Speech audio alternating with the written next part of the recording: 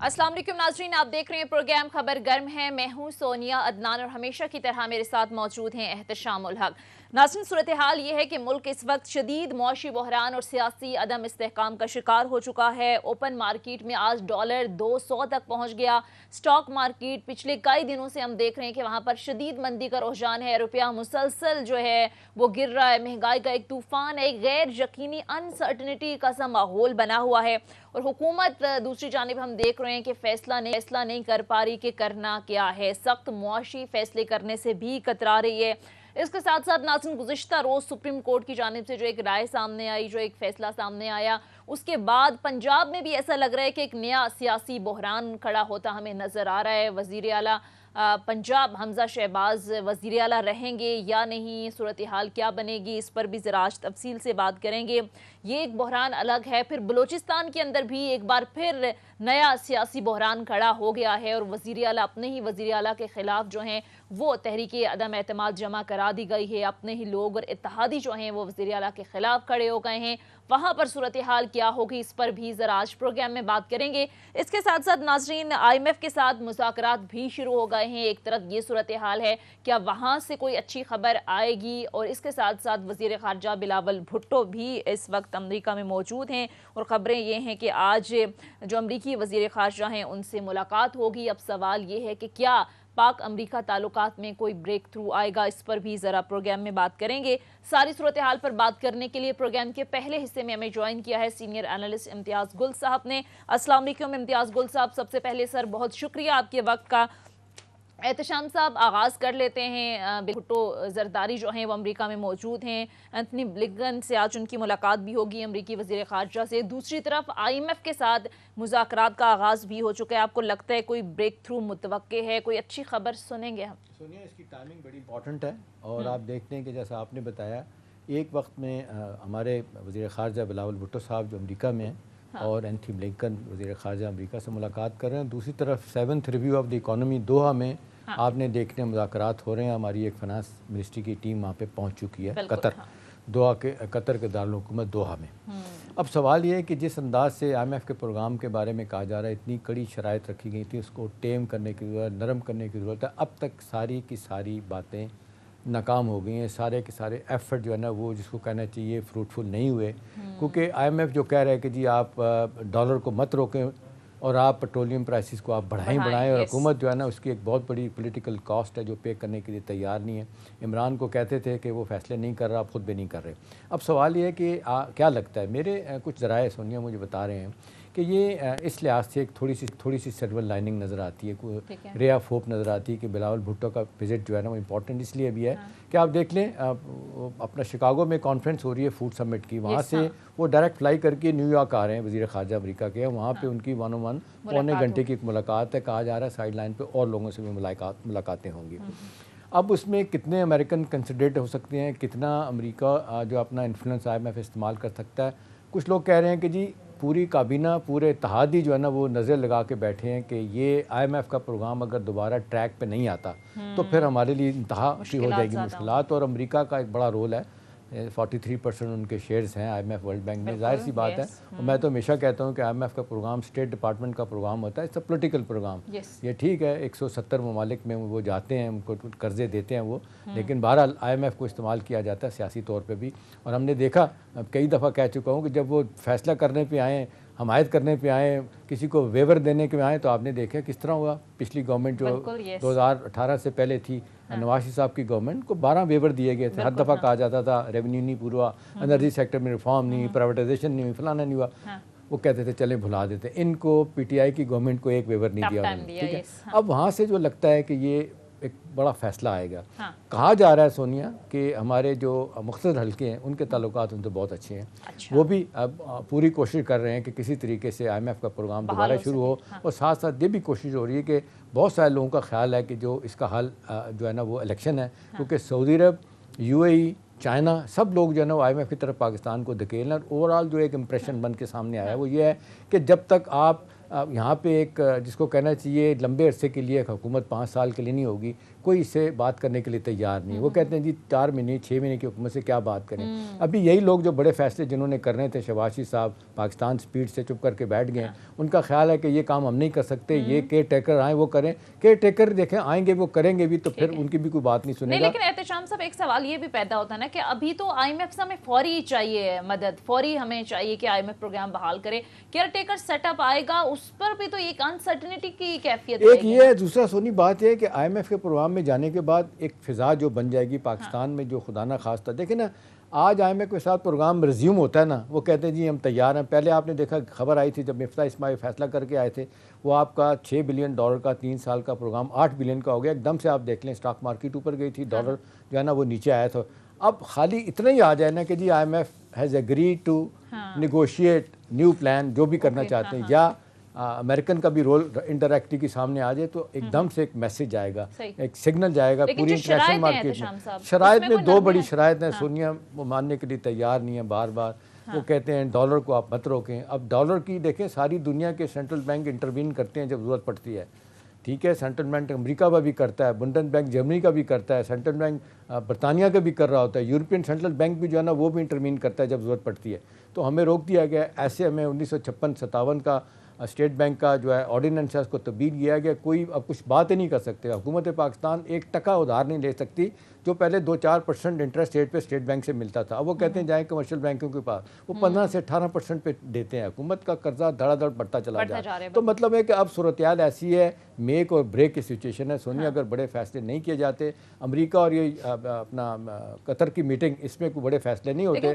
कल इत्तेहादी जमातों के इजलास में एहतशाम साहब ये बात सामने आई है कि मुश्किल जो मुआशी फैसले आप करें हम साथ हैं। आपको लगता है कि इस पर कायम रहेंगे, ये आसान होगा? देखिए एक बात की है सोनिया, उन्होंने नॉन एसेंशियल जो इंपोर्ट्स हैं उन पे कट लगाने की बात की है, गाड़ियों पे, खाने पीने की चीज़ों पे। उसमें कहा जा रहा है $600 मिलियन से ज़्यादा को फ़ायदा नहीं होगा। देखिए इस हवाले से एक बड़ा पॉलिटिकल डिसीजन लेना पड़ेगा, एक बड़ा अहम फैसला करना पड़ेगा कि आप क्या, आप जो FBR कहते हैं जी हमारी 50% की जो कमाई है वो इंपोर्ट ड्यूटियों से है। क्या आपने इंपोर्ट ड्यूटियाँ इसलिए करनी है कि आप धड़ाधड़ डॉलर खर्च करके मंगवाएं चीज़ें बाहर से, खाने पीने की, कुत्ते बिल्लियों की ग़िज़ा। और उनके तो सुना है शैम्पू भी कुत्ते बिल्लियों के पाकिस्तान में आते हैं उनके नहलाने के लिए, इंसानों के लिए साबुन नहीं है यहाँ पर। तो सवाल ये कि इसमें मेथड ऑफ द मैडनेस क्या है, इनकी टीम कहाँ है, जो सब इस वक्त रोना रो रहे हैं सोनिया कि भाई जब ये कह रहे थे कि हमारा प्लान है, हमारा फ्रेमवर्क है, एक्शन, हम चीज़ें आके ठीक कर देंगे फ़ौरन। अब वो कह रही है, मरियम साहब कहती है कि इनको गुनाहों को टोकरा हम क्यों उठाएं। वो भाई फिर आप आए क्यों थे, इनको निकालने में जल्दी क्यों थी?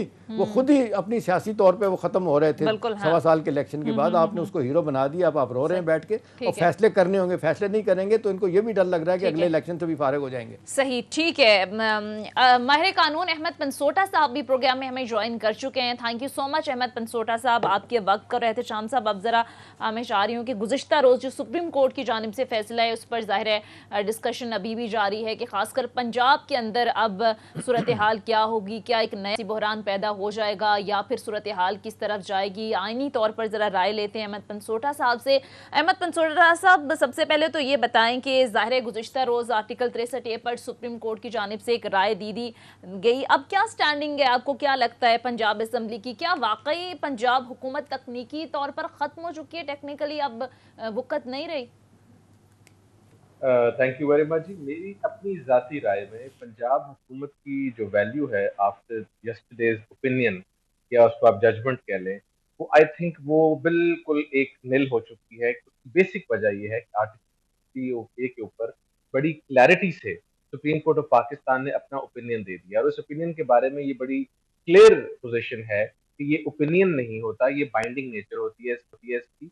और इसकी बाइंडिंग नेचर इसलिए होती है क्योंकि it is an interpretation of law, और इस पर 2005 की जजमेंट भी क्लियर है, 2020 सेनेट वाली जजमेंट भी क्लियर है।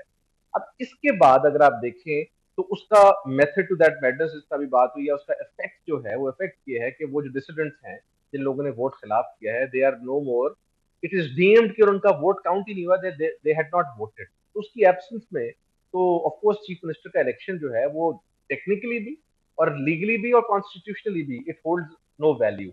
मैं तो उससे भी पीछे जाऊंगा।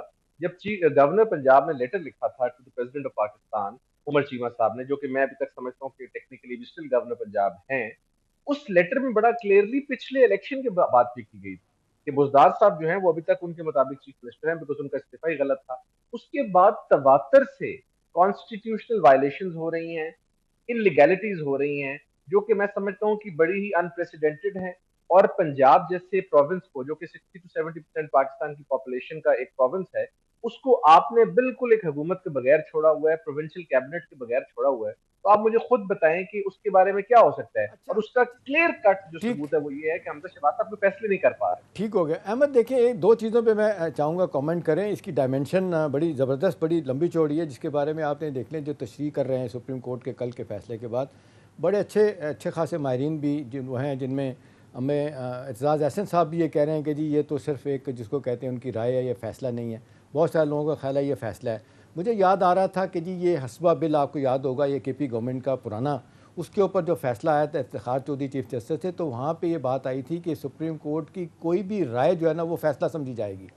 तो लिहाजा इस पे तो दो राय नहीं होनी चाहिए। एक तो इस पे कमेंट कीजिए कि इसको इशू बना के क्या कहना चाह रहे हैं। फिर ये कहा जा रहा है कि जी 3-2 का फैसला है, इसको भी कंट्रोवर्शियल बनाने की कोशिश कर रहे हैं कि जी शायद इसमें इतना वजन नहीं है। दूसरी तीसरी चीज़, या तो इसका जवाब दे दें फिर मैं तीसरा पूछूं, या उसके साथ ही बता दें कि ये जो अदालत ने कहा है, ये मैं पढ़ के सुनाऊंगा, मैं चाहूँगा कि हमारे नाज़रीन को भी बताएं। अहमद आप, the court therefore issued this order to act as a bulwark against unconstitutional and unlawful assaults, encroachments and erosions on the right of political parties। ये क्या कहना चाह रहे हैं? एक तरफ वो कह रहे हैं कि जी ये जो बंदे जिन्होंने वोट कर दिया है तो इनके फारग हुए हैं, दूसरी तरफ वो ये भी कह रहे हैं कि पॉलिटिकल पार्टीज़ का एक राइट भी है जिसको आप जो उनको पार्लियामेंट के ज़रिए मिला है उसको आप ख़त्म नहीं कर सकते। जी ये सर आपने तीनों ही बड़े इंटरेस्टिंग सवाल पूछे। आपके सवाल का जवाब देने से पहले मैं भी ऑर्डर का एक पैराग्राफ कोट करूंगा। This is paragraph 6। This short order dispossess of pending matters under article 186 read with Article 1843. What has been said herein above is to be read and understood as simultaneous exercise and thus relatable to both jurisdictions that vest in this court under the said provisions, read also in the case of latter with the jurisdiction conferred Article 187। पहली तो बात यह है कि हम इस वक्त advisory opinion को उसकी जिसे कहते हैं अकेलेपन में देखते हैं, उसको इंडिविजुअली देखते हैं, तो उस ओपिनियन की इटसेल्फ एक बाइंडिंग वैल्यू है, जो कि हिस्बा केस आपने खुद साइट किया, PLD 2005 सुप्रीम कोर्ट। आइसोलेशन में नहीं हम देख उसके सकते। मैं सर उसी पे आ रहा ठीक, हूँ। आइसोलेशन से मतलब है कि हम उसको एडवाइजरी ओपिनियन ही मान लेते हैं। ठीक हो गया। इस पर एडवाइजरी ओपिनियन मान के देखें तो उसने भी, और फिर उसको रीइटरेट किया 2020 का जो सेनेट पोल्स के ऊपर रेफरेंस नंबर 1 ऑफ 2020 था। तो ये तो वहां क्लियर आ गया। लेकिन अगर कुछ जो तबसरा कर रहे हैं लोग, उनके लिए मैं मजीद आगे जाता हूँ। ये जो पैराग्राफ मैंने भी पढ़ा है, इसमें पिटिशन साथ साथ आर्टिकल 1843 की भी थी। तो सुप्रीम कोर्ट इसमें शॉर्ट ऑर्डर में ये कह रहा है कि इसको हम इकट्ठा डिसाइड कर रहे हैं, विच मीन्स कि आर्टिकल 1843 की तो जो पोजीशन है वो तो बड़ी क्लियर है, वो तो एक जजमेंट की है। उसके बाद तीसरा आर्गुमेंट कि आप मान लें कि सुप्रीम कोर्ट ने अपना व्यू ही दिया, तो उन्होंने व्यू इंटरप्रिटेशन ऑफ लॉ पे दिया है। कल को अगर आप पिटिशन लेके जाते हैं और किसी बेंच के सामने फर्ज करें केस आता है, तो क्या मेरी तमाम सीनियर लॉयर से सवाल ये है कि क्या ये सुप्रीम कोर्ट का व्यू बेंच जो है वो डिफरेंट व्यू ले लेगा? Of course not. Any matter that relates to interpretation of law is binding. उससे अगली बात जो कि अभी डिस्कशन में नहीं आ रही ज्यादा, कि इसका रेट्रोस्पेक्टिव इफेक्ट है कि नहीं है, मेरे नजदीक इसलिए है क्योंकि this decides the question of law. In the first place ये कभी हुआ था कि नहीं हुआ था? क्या हमारे सारे क्वेश्चन ऑफ लॉ सिर्फ मिलिट्री डिक्टेटरशिप से रिलेटेड जो अमेंडमेंट्स हैं उनके लिए रह गए? नो, द आंसर इज कि ये रेट्रोस्पेक्टिवली मेरे नजदीक अप्लाई होगी, जिसके साथ बहुत सारे लोग अग्री नहीं करते। बाकी आपने जो 63A की बात की, कि 63A के ऊपर अदालत का ये व्यू कैसे है।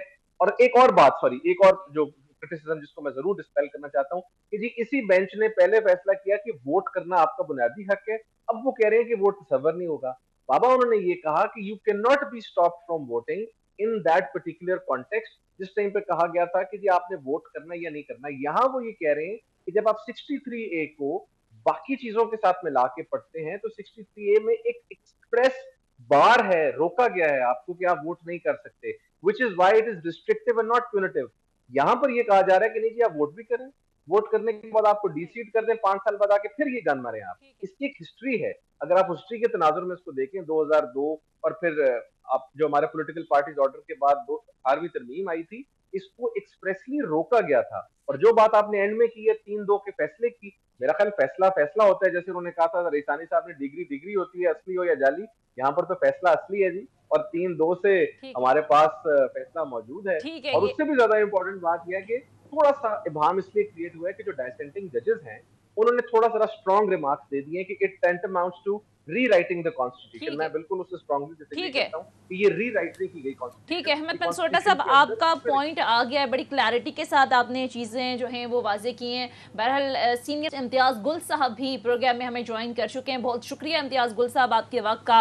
इम्तियाज़ गुल साहब, सबसे पहले तो सर सूरत हाल पंजाब में ये है कि कायम मकाम गवर्नर बनने के लिए परवेज़ इलाही साहब तैयार नहीं हैं। परवेज़ इलाही साहब स्पीकर हैं, उनके खिलाफ भी हमने देखा कि तहरीक अदम एतमाद आई, उस पर वो वोटिंग कराने के लिए तैयार नहीं है। अब अचानक से ये मामला सामने आ गया है कि सीएम के लिए दोबारा हो सकता है कि आगे चलकर वोटिंग हो। तो आपको सर क्या लगता है, ये प्रोसेस दोबारा हो सकता है या पंजाब के अंदर कोई नया आप दोबारा से एक सियासी बहरान पैदा होता देख रहे हैं? देखिए, बहरान तो जाहिर अब पैदा हो गया है कि अब एक वक्त में दो वज़ीर आला तो नहीं रह सकते हैं। इसका भी मुझे लगता है कि मामला फिर सुप्रीम कोर्ट पे चला जाएगा। और अब तो इस फैसले की रोशनी में चीज़ें काफ़ी वाज़ेह हो गई हैं। जैसे बैरिस्टर साहब भी कह रहे थे कि ठीक है, मेरे ख्याल है 3 जजों ने ना चाहते हुए एक इबहम दूर करने की कोशिश की है कि भाई ये नहीं हो सकता कि आपको एक बंदा पसंद नहीं है और उस बंदे को हटाने के लिए आप पूरी हुकूमत को गिरा दें, क्योंकि वो बार बार ये कहा गया कि वो वोट जो है वो अमानत है पार्टी की। तो मेरा ख्याल है इस तनाजुर में अभी ये चंद दिन ये मामला और चलेगा। ऑल्दो कि मेरा अपना ये ख्याल है कि तमाम निज़ाम शायद चंद दिन का मेहमान हो, क्योंकि इसमें जल्द अज जल्द अगर नए इंतखाबात की तारीख़ का ऐलान न किया गया तो पाकिस्तान की स्टॉक मार्केट, पाकिस्तान का रुपया यूं ही रुलता रहेगा और यूं ही बर्बादी फैलती रहेगी मालियाती सेक्टर में। अल्लाह करे कि IMF के साथ हमारे जो बातचीत आज शुरू हो रही है वो कुछ नतीजा खेज साबित हो, ताकि कोई पैसों का ऐलान हो और इसमें कुछ ठहराव आ जाए। लेकिन मैं तो ये कहता हूँ कि हमारे सियासतदानों ने दोनों तरफ से काफ़ी एक सख्त गिर रवैया अख्तियार करके जज्बात को बहुत ज़्यादा भड़का दिया है और उसकी वजह से मतलब लाइनें खिंच गई हैं दरमियान में 3 जमातों के हामियों और मुखालफिन के दरमियान, और उसकी वजह से अब हम किसी समझौते की तरफ भी नहीं जा रहे हैं। यानी पंजाब असम्बली में मैं नहीं समझता कि बहुत बड़ा कोई क्राइसिस है। अगर आप जो जैसे मार्च से पहले की सिचुएशन थी उस पर चले जाएं, तो उसी के मुताबिक मेरा ख्याल है इनको लेन देन कोई कर लेना चाहिए, बजाय इसके कि आप मिल बैठकर आप कह रहे हैं कि मामलात को हल कर लेना चाहिए, क्योंकि इस वक्त जो सियासी अदम इस्तेहकाम का माहौल बना हुआ है मौशी हवाले से, इसका मुतहम्मिल नहीं हो सकता। एहतशाम साहब, फौरी इलेक्शन की तरफ मामलात जाते देख रहे हैं आप? क्योंकि कल तो जो इत्तेहादी जमातों का शहबाज शरीफ साहब की सरबराही में इजलास हुआ है उसमें तो ये फैसला किया गया है कि मौजूदा हुकूमत अगस्त 2023 तक अपनी मुद्दत पूरी करेगी और सख्त मुआशी फैसले करने के लिए इत्तेहादियों ने कहा कि हम साथ हैं आपके। सोनिया, एक चीज़ तो बड़ा वाज़े तौर पे एक इशारा दे रही है, बल्कि वाज़े तौर पे कह रही है कि जिस तरह इम्तियाज़ भी बात कर रहे हैं, सारी दुनिया बात कर रही है कि जी मौजूदा सियासी बहरान का सबसे बड़ी वजह जो अब हो सकती है वो ये है कि जो इस क्यास पैदा हो गया, इसको दूर करने के लिए आप इलेक्शन के अलावा आपके पास कोई और ऑप्शन नहीं है। सब लोग ये बात कर रहे हैं, लेकिन अब क्योंकि जिस अंदाज में PDM के लोगों ने इक़्तिदार को हासिल किया वो इतनी आसानी के साथ छोड़ना नहीं चाह रहे, और आपने देखा कि इफ्स एंड बट्स के साथ बात कर रहे हैं। कल बड़े धड़ल्ले से उन्होंने काबीना में भी और शहबाज शरीफ साहब से मीटिंग जरदारी साहब की, उन्होंने कहा कि जी नहीं, आप चंद महीने के लिए नहीं आए, 1.25 साल पूरा करेंगे। लेकिन दूसरी तरफ यह है कि जो बड़े फैसले इन्होंने करने हैं वो नहीं कर पा रहे, जो अनपॉपुलर गैर मकबूल किस्म के फ़ैसले करने हैं, हार्ड डिसीजन करने वो नहीं कर रहे। अब इनका ये ख्याल है कि इमरान खान ने नहीं किए तो हम क्यों करें। अब उनको फिक्र लगी है कि जी केयर टेकर से करवाएं और आगे जाके हम बच जाएं, इलेक्शन हम जीतने की पोजीशन में हो जाएं। दो चीज़ें सुनिया हुई हैं, एक तो जिस तरह बात हो रही है कि जी पार्टीजानशिप और किस तरह पोलराइज डिवाइड हो गया कौम। बुनियादी तौर पे जो vote of no confidence Imran के ख़िलाफ़ हुआ, किसी ने कराया, आपके साथी छोड़ गए, साथ जो भी है, लेकिन लीगल एक काम था, इमरान खान साहब को मानना चाहिए था, ग्रेस के साथ छोड़ देना चाहिए था।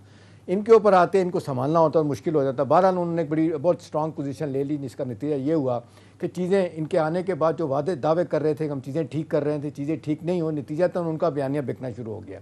अब सवाल यह है कि जी कोई इंटरवीन करेगा, चाहे हमारे मुख्तर हल्के हैं, फ़ौज पाकिस्तान को कहें, आप अदालतों को कहें, सिविल सोसाइटी, कौन सियासी जमातें हैं। मेरा अपना ख्याल है सोनिया, बड़ी माजत के साथ वो कहते हैं कभी ज़िंदगी में इतने क्रिटिकल मोमेंट्स आते हैं कि आप थोड़ी देर के लिए अपना ज़ाती मफाद भूल के कौमी मफाद को तरजीह देते हैं। लेकिन एज वी स्पीक सारे के सारे अपने मफादात में बैठे हुए हैं, किसी को कोई परवाह नहीं है। और माजत के साथ अगर यही सिलसिला रविश रहती है तो सूरत हाल ख़राब होगी। दूसरी बात यह है, इमरान खान साहब को भी चाहिए कि इलेक्शन कराने की बात करें तो KP की गवर्नमेंट को डिज़ोल्व कराएं। उधर बलोचिस्तान में भी क्राइसिस, नो कॉन्फिडेंस उनके खिलाफ आ गई है, बुजुर्गों के खिलाफ भी। लिहाजा पहली तो यह है कि फिजा बनाए ना, सब जगहों पे लोग रिजाइन करें, और फिर ठीक है उसके बाद जरदारी साहब नहीं करेंगे, फिर जरदारी साहब पे भी दबाव बढ़ेगा। मेरा ख्याल है सारे के सारे सियासी खेल खेल रहे हैं, और सियासी खेल खेलने में इकोनॉमी का और मुल्क का बहुत नुकसान। ठीक है, अब ये कह रहे हैं कि सबके जाती मुफाद मुल्की मुफाद से इस वक्त ऐसा कि ज्यादा बड़े हैं। बहरहाल मुख्तसर ब्रेक लेते हैं, ब्रेक के बाद वापस आएंगे, डिस्कशन के सिलसिले को आगे बढ़ाएंगे। Stay with us.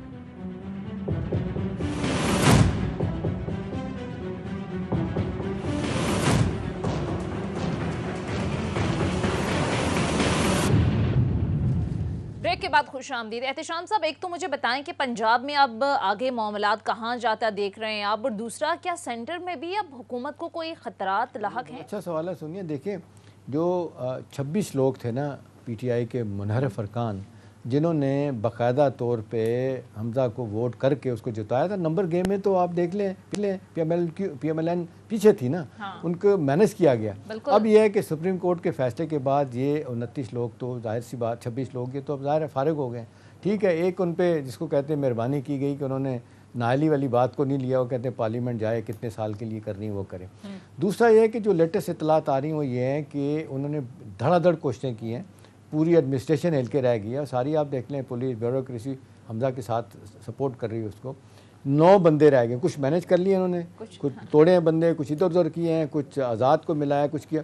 अब फिर भी कहते हैं कि 9 बंदों का बड़ा वाज़ेह तौर पे फ़र्क है कि वो 9 बंदे आ ही नहीं सकते। लिहाजा एक चीज़ तो तय है कि इन हालात में हमजा साहब की हुकूमत नहीं रह सकती। ठीक है ना, अब कोई आउट ऑफ द वे जाके क्या करें, या फिर देखें ना। अब यही है कि इंटरप्रिटेशन की बात होगी। अभी इस पे हम अहमद की तरफ जाएंगे, वो हमें ज़्यादा बेहतर बता सकेंगे कि जी इस वक्त आइनी पोजीशन क्या है। बहुत सारे लोग तो यही कह रहे हैं कि जी वज़ार हुकूमत जो रिवाइव होगी, वो चीफ मिनिस्टर बन गए दोबारा से।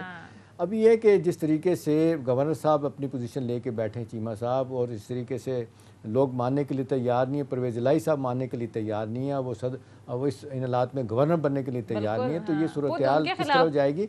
अभी एक चीज़ अहमद साहब ये बताएं कि अभी आपको लगता है कि पंजाब 12 करोड़ का सूबा है, जिस तरीके से इतना बड़ा पिवल हो गया सुप्रीम कोर्ट के डिसीजन के बाद, कुछ लोग कहते हैं बैलेंस करने की कोशिश की गई है सारे मामले में। इमरान खान साहब के लिए एक अच्छी खासी एक मुसीबत बने हुए हैं माजत के साथ, जो उनका बयानिया बिक रहा है, शायद कुछ लोगों को पसंद नहीं आ रहा, कुछ को बहुत पसंद आ रहा है।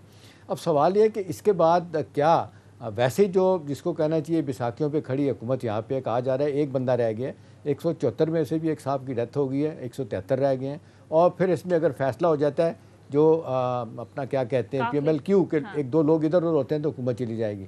तो आपको क्या लगता है कि जी पंजाब में अब नेक्स्ट कदम क्या होगा? कुछ लोगों ने कहना शुरू कर दिया है कि तकड़े हो जाओ हमजा, आपके साथ कुछ नहीं होगा, हम फिर जाएंगे बड़ी अदालतों में जाएंगे, तुम रहोगे। इसी तरह से फिर इसका रिफ्लेक्शन आपको क्या लगता है कि फिर इधर मरकज में भी आएगा? यस जी सर, पहले तो मैं बात का आगाज करूंगा। आपने बीच में एक बड़ी इंपॉर्टेंट बात की, आपने कहा कि शायद ये बेसिकली बैलेंस करने की कोशिश की गई है। मैं उस पर बड़ा क्लैरिटी से ये कहना चाहूंगा कि ये फैसला भी और पिछला फैसला भी जो है वो this was done by a bench headed by justice कुमरता बंदयाल, जो कि one of the finest that we ever had. मतलब हम पंजाब में भी हमारे चीफ जस्टिस रहे हैं, वफाक में भी, अब सॉरी इधर फेडरल पाकिस्तान के चीफ जस्टिस भी हैं, हम उनके आगे पेश होते हैं। मैं तनकीद भी करता हूं उनके फैसलों पे, but one of the finest, जिनसे मैं ये एक्सपेक्ट कभी भी नहीं करूंगा कि वो कोई बैलेंसिंग एक्ट करेंगे।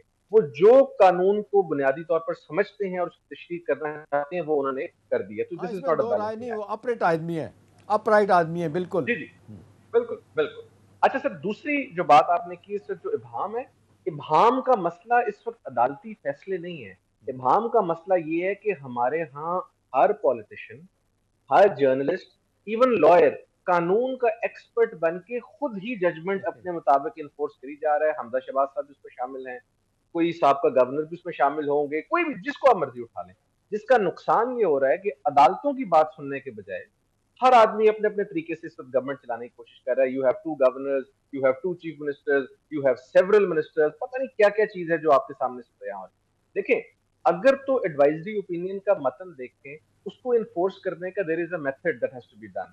इस तरह जाके डायरेक्टली तो वो इन्फोर्स नहीं हो जाएगी कि सुबह हमजा शहबाज साहब उठ जाए। अब हमजा शहबाज साहब आ गए गलत तरीके से, सही तरीके से, जिसमें मेरी राय बड़ी क्लियर है कि कॉन्स्टिट्यूशनली गलत है, बट इस वक्त materially he is in power and he is there as the chief minister. तो उनको रिमूव करना है तो या तो कोई पिटिशन, जो कि आई थिंक पीटीआई कर रही है कल पिटिशन, या दूसरा तरीका ये है कि गवर्नर इस वक्त जो है, जो कि मेरे मुताबिक चीमा साहब भी हैं, क्योंकि अभी तक जो नए गवर्नर समरी साइन नहीं हुई, तो वो उनके पास एक बड़ा क्लियर ऑप्शन है कि चीमा साहब के बजाय, जो कि पावर्स अब आगे चली गई है स्पीकर पंजाब साहब माजरत के साथ, ये जो लोग मुतालबा कर रहे हैं कि जी मुनर्रफ अरकान के खिलाफ फैसला आने के बाद अपना क्या कहते हैं हमजा साहब की हुकूमत जो है वो नहीं रही, उनको वॉलंटरली फौरी तौर पे खुद रिजाइन करना चाहिए।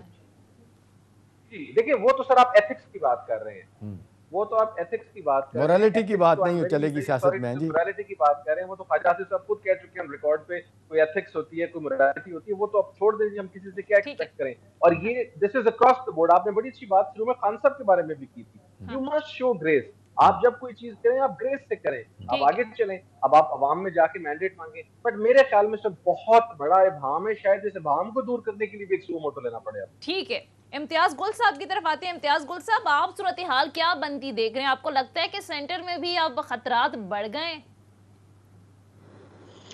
जी लगता तो यही है। मेरा ख्याल है इस वक्त मुल्क की जो सूरत हाल है, खासतौर पे इक्तिसादी सूरत हाल, गरचे IMF के साथ आज मुज़ाकरात शुरू हुए हैं, और मैं देख रहा था कि मिफ्ता इस्माइल साहब, जो कि कुछ दिन पहले तक मुसलसल उन्होंने तमाम तर अपनी गन्स का रुख PTI की हुकूमत के ख़िलाफ़ किया हुआ था, यानी अपने वज़ीर ख़जाना बनने से पहले भी और बाद में भी सारा कुछ वो मुद्दा PTI पे डाल रहे थे। तो आज मैंने अभी देख रहा था कि IMF के साथ जो जूम के ज़रिए ऑनलाइन वो मीटिंग कर रहे हैं, तो उसमें उन्होंने IMF के वफ़द को मुलाहिज़ा कीजिए क्या कह रहे हैं। वो ये कह रहे हैं कि दरअसल कई ऐसे मामलात थे जो कि पाकिस्तान की हुकूमत के इख्तियार में नहीं थे। उसमें कीमतों में बहुत ज़्यादा जो इजाफा हुआ है, सप्लाई चेन जो है डिसरप्ट हुई है दुनिया भर में, और फिर हमारा जो करंट अकाउंट डेफिसिट है वो इस वजह से ज़्यादा हो गया, चूँकि हम काफ़ी सारी चीज़ें इंपोर्ट कर रहे हैं। यानी वो बातें उन्होंने की हैं जिसकी वो जिम्मेदारी मुसलसल गुज़िश्ता हुकूमत पे डालते रहे। अब आपका ये सवाल कि जी यहाँ पे क्या सूरत हाल बनती जा रही है, मैं काफ़ी हद तक वसूख के साथ, हो सकता है मैं गलत हूँ, कह सकता हूँ कि सुप्रीम कोर्ट का फैसला जो है उसने 9 और 10 अप्रैल की दरमियानी शब जो वाक़यात हुए थे उसको रिवर्स गियर लगता है। उसकी आपने एक मिसाल आज देखी है, बलूचिस्तान में वज़ीर आला के ख़िलाफ़ अदम एतमाद की तहरीक पेश हुई। अब अगर वो तहरीक पेश होती है इस तरह, यहाँ पंजाब में भी प्रेशर उन पे मुसलसल रहेगा, उनकी अब अददी अक्सरियत नहीं रही है। अब वही सूरत हाल है जो इमरान खान की थी कि जब इनसे ये 25 लोग मुनहरिफ हो गए थे और उनसे इनका मुतालबा था कि जी आप अददी अक्सरियत खो चुके हैं, आपको मुस्ताफ़ी हो जाना चाहिए। तो जो ग्रेस वाली बात थी कि यहाँ पे हमजा शहबाज को भी खुद ग्रेस के साथ अलहदा हो जाना चाहिए, लेकिन क्योंकि यहाँ पे इखलाकियात हमारी सियासत में शायद बहुत कम मानने नहीं रखते जी, तो उस वजह से मेरा अपना ख्याल है, जो कैलकुलेशन है कि बहुत जल्द, आइंदा हो सकता है 36 घंटों में, 48, 72, 96 घंटों में हमें नए इंतखाबात की तारीख का ऐलान करना। अच्छा, लेकिन इसमें ब्रेक लेंगे। अच्छा, साहब माजरत के साथ ब्रेक पर जाएंगे, ना से वापस आएंगे तो डिस्कशन के सिलसिले को आगे बढ़ाएंगे। Stay with us.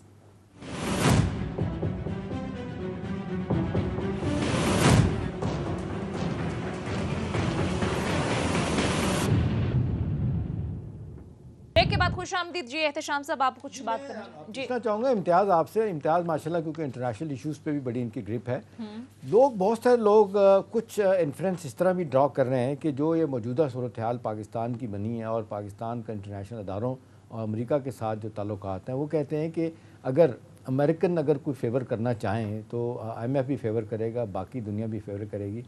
आपको लगता है कि जिस अंदाज से एक बात पे सारे अड़ गए हैं कि जी नथिंग डूइंग, इस वक्त हमने बात नहीं करनी, इलेक्शन की तरफ जाएं या पेट्रोल की प्राइसेस बढ़ाएं या डॉलर को फ्री फॉल छोड़ दें, आपको लगता है कि यहाँ पे भी कोई ऐसी बात हो सकती है कि कोई हम अमेरिकन इंटरेस्ट जो है ना उसके हवाले से कोई रवैया अख्तियार करें, क्या करें तो हमें कोई थोड़ी बहुत छूट मिल सकती है, इस बुरहान से निजात मिल सकती है?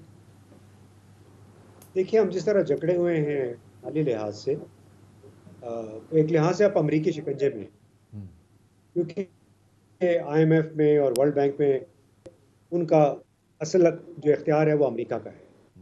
तो इस वक्त हमारी जो हुकूमत की तब्दीली है उसका भी काफ़ी सारा लेना देना इसी अमर से था कि अमेरिका हमसे नाराज़ है। अब बिलावल साहब पहुंच गए हैं, हमारे वज़ीर ख़ारजा, और देखिए उनकी बातचीत होनी है। कुछ वहाँ से सिग्नल भी आ रहा है अमेरिकी दफ्तर ख़ारजा की तरफ से कि हमें पाकिस्तान की माली मुश्किलात का, इक़्तिसादी बहरान का एहसास है और हम IMF के साथ मिल के इसमें मदद करने की कोशिश करेंगे। लेकिन क्या मदद होगी?